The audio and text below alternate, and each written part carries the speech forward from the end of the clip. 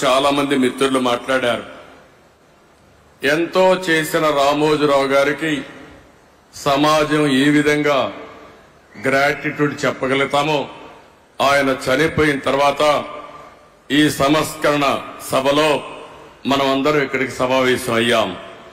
మనం చేయగలిగేది నివాళులర్పించడం, ఆయన స్ఫూర్తిని గుర్తుపెట్టుకోవడం, అదే స్ఫూర్తి భావితరాలకు అందించవలసిన బాధ్యత మనందరికీ ఉంది. రామోజీరావు గారిని చూస్తే ఇదే జిల్లా, ఇదే ప్రాంతంలో పుట్టారు. పెదపారపూడి, ఒక చిన్న గ్రామం, మామూలు కుటుంబం.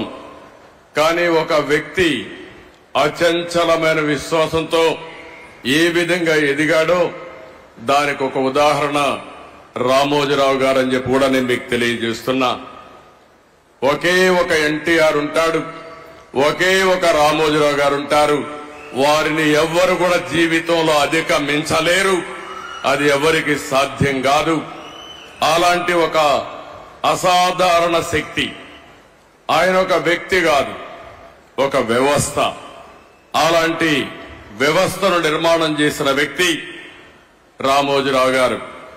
ఆయన ఒకసారి చూస్తే ఏ రంగం తీసుకున్నా ఆ రంగంలో నెంబర్ 1 గా ఉండడం, ఏ రంగం తీసుకున్నా దాన్ని మెగా స్కేల్లో ఆలోచించడం, ఇంకొక పక్కన అందులో ఏది చూసినా కూడా ఒక పద్ధతి ప్రకారం నీతి నిజాయితీకి ప్రతిరూపం రామోజీరావు గారు అని చెప్పి నేను మీకు తెలియజేస్తున్నా. ఇంకొక పక్క ఏ కార్యక్రమం చేసినా ప్రజాహితాన్ని దృష్టిలో పెట్టుకుని ప్రజాస్వామ్యాన్ని కాపాడుతూనే రాజీ లేని పోరాటం చేసిన పోరాట యోధుడు రామోజీరావు గారు అని చెప్పి కూడా నేను మీకు తెలియజేస్తున్నా. ఈరోజు ఆయన ఏ రంగం తీసినా మీరు చూస్తే, వ్యాపారాలు చేసినా, సినీ రంగం చూసినా, సేవా రంగం చూసినా, పత్రికా రంగంలో చూసినా ఆయనే సాటి.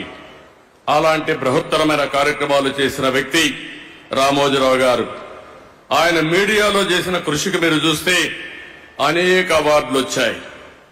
బీడీ గోయంక గాని, యుద్ధ వీరు గాని, ఇలాంటి అవార్డ్స్ అన్ని వచ్చాయి.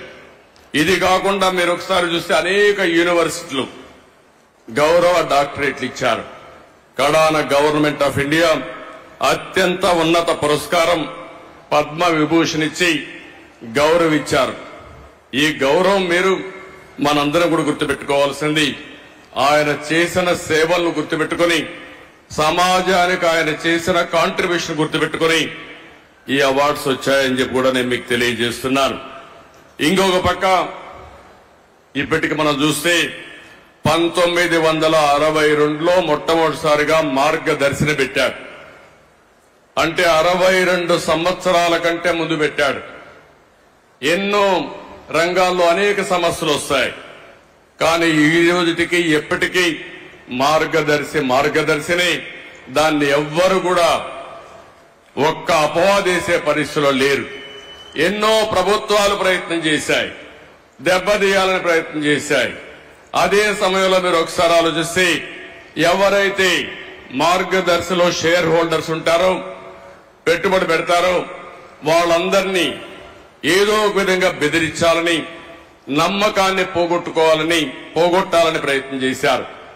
కానీ ఎన్ని క్రైసిస్ వచ్చినా మొత్తం షేర్ హోల్డర్స్ అంతా, పెట్టుబడి పెట్టిన ప్రతి ఒక్క వ్యక్తి రామోజీరావు గారితో ఉన్నారంటే అది ఆయన సాధించిన విశ్వాసం, ఆయన క్రెడిబిలిటీ. ఆ విషయాన్ని మనం గుర్తుపెట్టుకోవాల్సిన అవసరం ఉంది. రెండోది, ఆయన వ్యాపారం కోసం ఆలోచించలేదు, సమాజం కోసం ఆలోచించాడు. అందుకే 1969లో అన్నదాత పేపర్ తీసుకొచ్చాడు.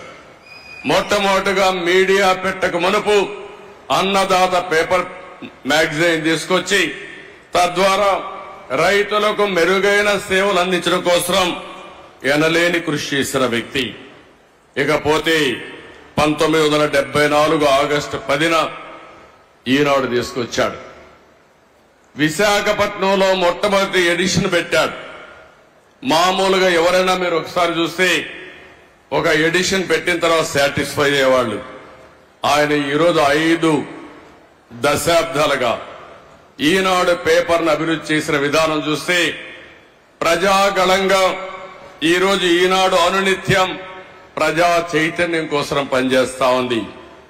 ఇంకో పక్క మీరు ఒక్కసారి ఆలోచిస్తే 22 ఎడిషన్స్ పెట్టి జిల్లా ఎడిషన్స్ తీసుకొచ్చి వినూత్నమైన ఆలోచనలతో ప్రజా సమస్యల్ని ఎక్కడికక్కడ ఎండగట్టి మేము రాజకీయాల్లో అపోజిషన్ లో ఉంటే ఫైట్ చేస్తాం. రామోజీరావు గారు పత్రికా రంగంలో ఉండి ప్రజా సమస్యలపైన నిరంతరం పోరాటం చేసిన వ్యక్తి రామోజీరావు గారు అని చెప్పి నేను మీకు తెలియజేస్తున్నా. 40 సంవత్సరాలుగా నెంబర్ 1 గా ఆ పేపర్ ఉందంటే దానికి ఎంత కార్యదీక్షత ఉంది, ఎంత కృషి చేశారో మనందరం కూడా గుర్తుపెట్టుకోవాల్సిన అవసరం ఉంది. ఇంకో పక్కన ఈరోజు మనం చూస్తున్నాం కొన్ని వందల మంది జర్నలిస్టులు తయారు చేశాడు, కొన్ని వందల మంది సినిమా నటీనటులు తయారు చేశాడు, కళాకారులకు ప్రోత్సాహం ఇచ్చాడు, గాయకులను తయారు చేశాడు. ఇలాంటి అనేక కార్యక్రమాలు చేసిన వ్యక్తి రామోజీరావు గారు. ఇంకో పక్కన మీరు చూస్తే వ్యాపారంలో మన ఇండ్ల దగ్గర తయారు చేసే పచ్చళ్ళని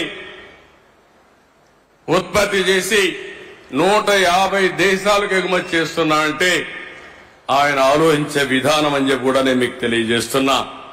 ఇంకో పక్క ఎలక్ట్రానిక్ మీడియా వచ్చినప్పుడు ఒకేసారి 7 ఛానల్స్ పెట్టాడు. ఉర్దూ ఛానల్ కూడా పెట్టారు.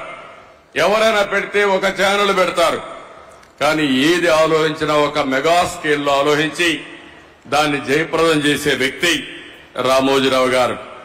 ఇకపోతే హైదరాబాద్ లో ఫిల్మ్ సిటీ ఏదైతే ఈరోజు హైదరాబాద్ అభివృద్ధి అయిన తర్వాత ఫిల్మ్ సిటీని కూడా ఎవరు కూడా ఇంత స్కేల్లో చేస్తామని దీన్ని జయప్రదం చేసే ధైర్యం ఉండదు. ధైర్యం చేయడమే కాదు, ఈ రోజు ఎవరైనా హైదరాబాద్ కు పోతే రామోజీ ఫిల్మ్ సిటీ చూడకుండా తిరిగి వచ్చే పరిస్థితి అంటే అది రామోజీరావు గారి కాంట్రిబ్యూషన్ అని చెప్పి కూడా నేను మీకు తెలియజేస్తున్నాను. ఇలాంటి మనం చూసినప్పుడు ఏదైనా ఒక విపత్తు వచ్చినప్పుడు సేవాభావంతో ముందుకు పోయారు. అనేక సందర్భాల్లో చూశాం. మన రాష్ట్రంలోనే కాకుండా వేరే రాష్ట్రాల్లో కూడా తుఫాన్ వచ్చినా ఇంకా ఏమైనా సమస్యలు వచ్చినా అక్కడ ముందుండి సేవలు అందించారు. పెదపారుపూడిలో గాని తెలంగాణ నాగన్పల్లి గ్రామాలను దత్తత తీసుకుని ఒక 25 కోట్లు ఖర్చు పెట్టారు. కోవిడ్ సమయంలో 2 రాష్ట్రాల్లో ఒక 20 కోట్ల రూపాయలు ఖర్చు పెట్టి ప్రజలకు సేవలు అందించిన వ్యక్తి. ఇవన్నీ ఒక ఎత్తు అయితే నేను ఆయన 40 సంవత్సరాలుగా క్లోజ్ గా చూశాను.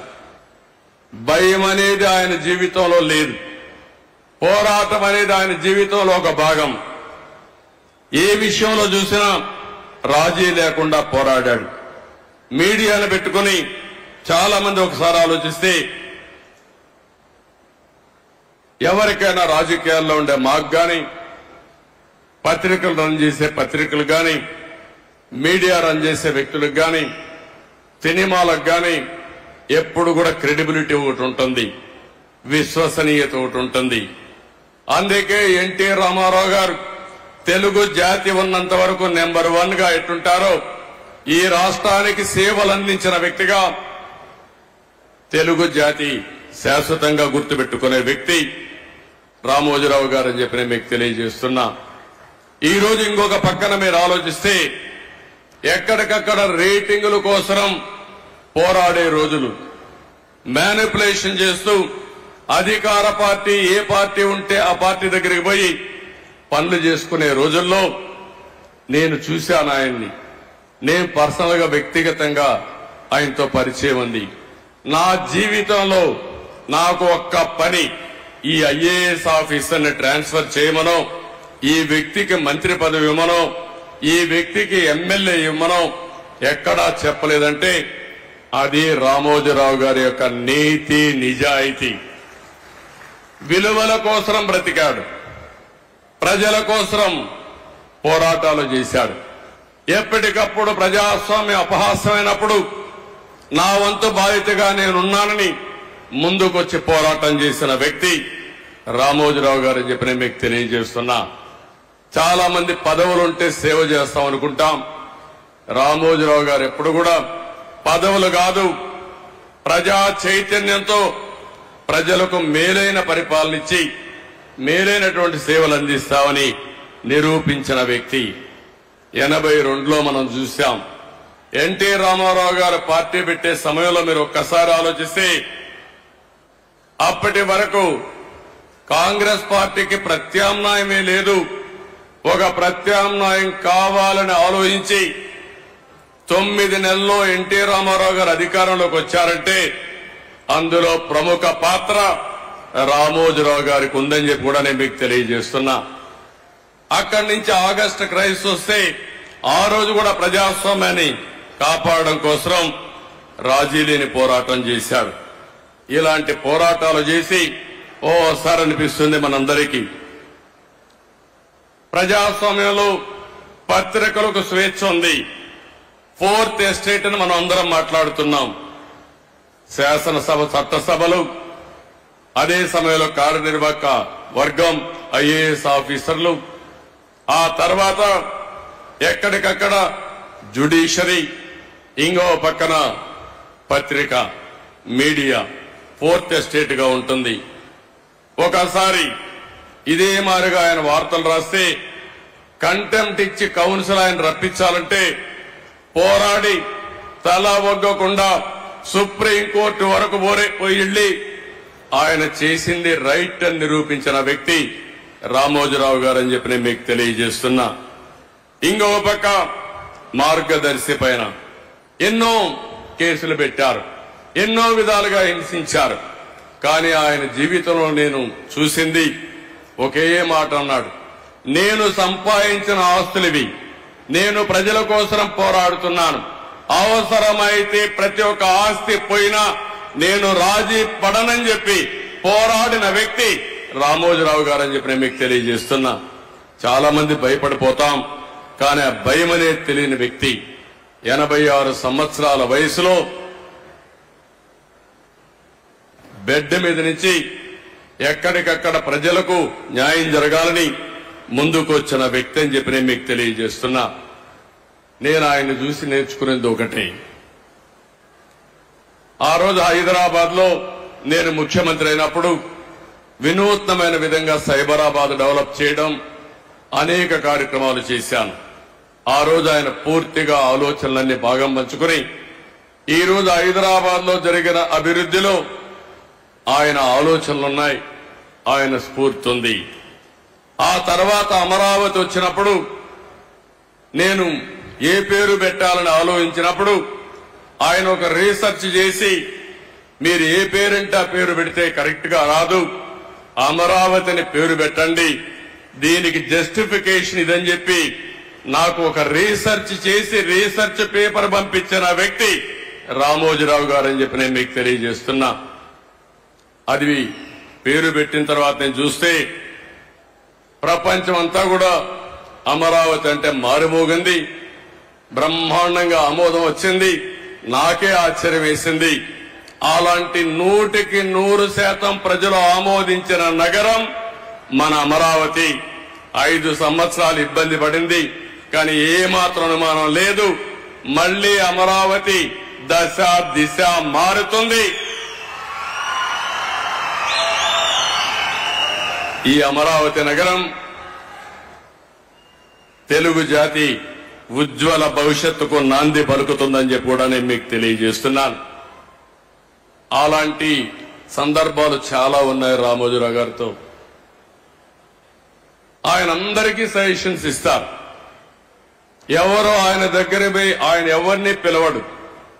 నేను చూసింది ఆయన జీవితంలో ఎవరు రావాలని కోరుకోడు, కానీ ఎవరైనా వస్తే తగిన గౌరవం ఇవ్వడం, ఫ్రాంక్ గా ఆయనకు తోచిన అభిప్రాయాలు చెప్పడం ఆయనకు అలవాటు.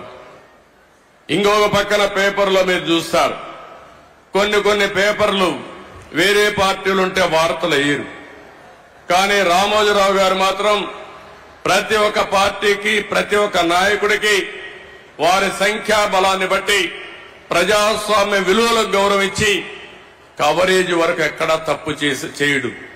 ఆయన అభిప్రాయాలుంటే ఎడిటోరియల్ పేజీలో చెప్తాడు తప్ప, లేకపోతే ఎప్పుడన్నా అవసరమైతే ఇది తప్పని ఎండగడతాడు తప్ప, అవతల వ్యక్తులు చెప్పిన విషయాల్ని ఎక్కడా కట్ చేసిన సందర్భాలు లేవు. అలాంటి వ్యక్తి నా జీవితంలో నా మీద ఎన్నో వార్తలు రాస్తే ఒక్కరోజు కూడా ఒకే మాట అన్నారు, మీరు రాజకీయాల్లో ఉన్నారు, నేను ఈరోజు పత్రికా రంగంలో ఉన్నాను, మన ఇద్దరం కలిసినా మీరు ఎన్నిసార్లు కలిసినా నా స్వేచ్ఛకు భంగం రాకూడదు, మీ స్వేచ్ఛకు కూడా భంగం కలిగించను, నేను మిమ్మల్ని ఏమి అడగను, నన్ను మీరేం అడగద్దని చెప్పి 40 సంవత్సరాలు నమ్మిన సిద్ధాంతం కోసం పనిచేసిన వ్యక్తి రామోజీరావు గారని చెప్పి కూడా నేను మీకు తెలియజేస్తున్నా. అలాంటి మహనీయుడు, రాష్ట్రం కోసం పాటుపడిన వ్యక్తి, విలువల కోసం ప్రతిరోజు పనిచేసిన వ్యక్తి. ఓసారి అనిపిస్తుంది అందరూ కోరుకుంటే కూడా రాదేమో, కానీ ఆయన ఒకటే కోరుకున్నాడు, నేను పని చేస్తూ చనిపోవాలని ఆయన కోరిక. అదే చివరి రోజుల్లో జరిగిందని చెప్పి కూడా నేను మీకు తెలియజేస్తున్నా. నిరంతరం పనిచేయాలనేది ఆయన ఆలోచన. మనం చాలా మంది ఉంటాం, చాలా మంది ఆలోచిస్తాం, కానీ కొంతమంది ఆ విధంగా ఆలోచించగలుగుతారు. కడాన ఆయన చనిపోవడం తథ్యం. చనిపోయేటప్పుడు ఏ విధంగా చేయాలనో కూడా చెప్పి, ఆయన ఎక్కడ అంత్యక్రియలు చేయాలో చెప్పిన వ్యక్తి, దానికి అరేంజ్ చేసిన వ్యక్తి. ఆయన ఒకటే చెప్పాడు, నేను చనిపోవడం తథ్యం, నేను చనిపోయిన తర్వాత కూడా రామోజీరావు గారు ఏం చేశారో ప్రజలు గుర్తించే విధంగా స్ఫూర్తిదాయకమైన జీవితం చేయాలనేది రామోజీరావు గారి ఆకాంక్ష. ఆ ఆకాంక్ష నెరవేరిందని చెప్పి కూడా నేను మీకు తెలియజేస్తున్నా. ఆయనకు తెలుగు భాష అంటే ఎనలేని అభిమానం, తెలుగు జాతి అంటే ఎనలేని ఆప్యాయత. ఎప్పుడు కూడా తెలుగు జాతి బాగుండాలని, భారతదేశం బాగుండాలని, విలువలతో కూడిన సమాజం ఉండాలని నిరంతరం కోరుకున్న వ్యక్తి రామోజీరావు గారు. ఇప్పుడే కొంతమంది మాట్లాడుతూ చెప్పారు, రాజమౌళి లాంటి వ్యక్తులు కూడా మాట్లాడుతూ ఒక మాట అన్నారు, ఆయన చేయాల్సిందంతా చేశారు, మనమేం చేయాలి? ఈ సందర్భంగా ఆంధ్రప్రదేశ్ లో ఉండే, తెలంగాణలో ఉండే తెలుగు వారందరికీ విజ్ఞప్తి చేస్తున్నా, మనం కోరుకునేది తెలుగు జాతికి ఆయన చేసిన సేవల కోసం ఈ వ్యవస్థ చిరస్థాయిగా ఉండాల్సిన అవసరం ఉంది. ఈ లెగసీని కంటిన్యూ చేయాల్సిన అవసరం ఉంది. అందుకే కిరణ్ గారిని, వారి కుటుంబ సభ్యులను కోరుతున్నా. అదే మరి వారి పిల్లలు ఉన్నారు ఇక్కడ. ఆయన స్థాపించిన వ్యవస్థ ఆయన కుటుంబ సభ్యులదే కాదు, 10 కోట్ల తెలుగు ప్రజానికన్నది ఆయన ప్రజల ఆస్తి. అలాంటి ఆయన స్థాపించిన వ్యవస్థల్ని భావితరాలకు అందించే బాధ్యత వారు తీసుకుంటే, మనందరం కలిసి ఆయన స్ఫూర్తి ఎల్లప్పుడూ తెలుగు జాతిలో ఉండే విధంగా మనం ఆలోచించాల్సిన అవసరం ఉంది. ఎన్టీ రామారావు గారికి కూడా భారత రత్న ఇవ్వాలని చెప్పి మనం ఎప్పటి నుంచో పోరాడుతున్నాం. అదే సమయంలో రామోజీరావు గారికి కూడా భారత రత్న సాధించడం మనందరి బాధ్యత. ఒక పక్క ఎన్టీ రామారావు గారు, ఒక పక్క రామోజీరావు గారు, ఇద్దరికి ఇద్దరే అలాంటి మహానాయకులకి, యుగ పురుషులకి మనం నివాళులర్పించడం అంటే ఇలాంటి కార్యక్రమంలో భాగస్వాములు కావడమేనని చెప్పి నేను మీకు తెలియజేస్తున్నాను.